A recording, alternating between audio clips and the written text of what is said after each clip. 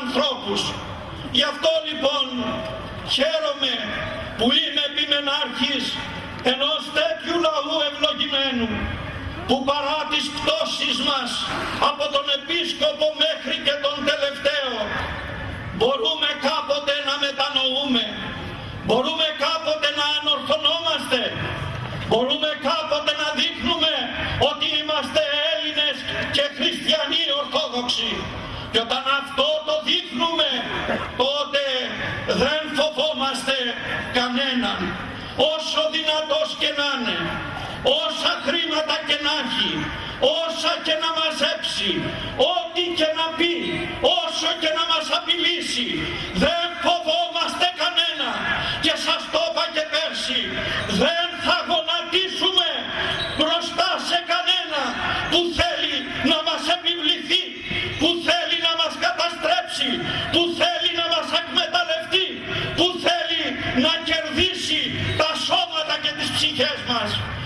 Όσα κόλπα κι αν κάνει, δεν θα καταφέρει κανείς μπροστά στον εσταυρωμένο Ιησού, τον Αναστάντα όμως, να σταθεί.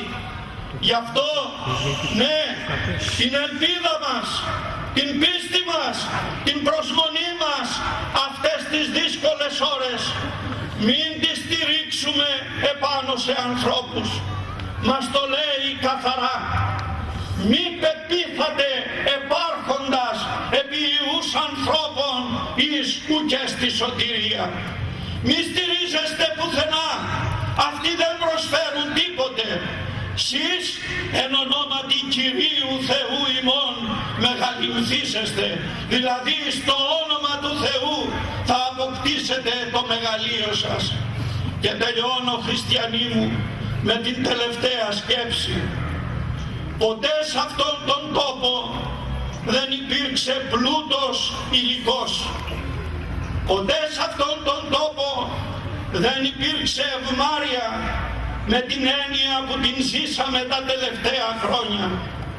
Πάντα μέσα από την λιτότητα, πάντα μέσα από την αγωνιστικότητα, πάντα μέσα από τον πόνο κατακτούσαμε τη ζωή και χαιρόμαστε τις χαρές, αλλά και ξεπερνούσαμε τις λύπες έχοντας ελπίδα στο Χριστό.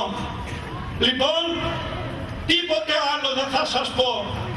Αγαπήσατε τον Κύριό μας από την καρδιά σας. Μιλήστε του καθαρά και απολαύσετε του συμποσίου της πίστεως, καθώς δεν θα είστε μόνοι σας, αλλά θα είμαστε πολλοί. Θα έλεγα κλείνοντας το τραγούδι, είμαστε δυο, είμαστε τρεις, είμαστε 1013, είμαστε τα παιδιά του Χριστού, είμαστε οι Έλληνες που κερδίσαμε τη ζωή μας στο όνομα του Ιησού Χριστού και της δυνατής σκέψης μας. Χρόνια πολλά λοιπόν, καλό Πάσχα, καλή ελπίδα, αγωνιστείτε και προσπαθήσετε και ο Θεός της ειρήνης έστω με θυμών.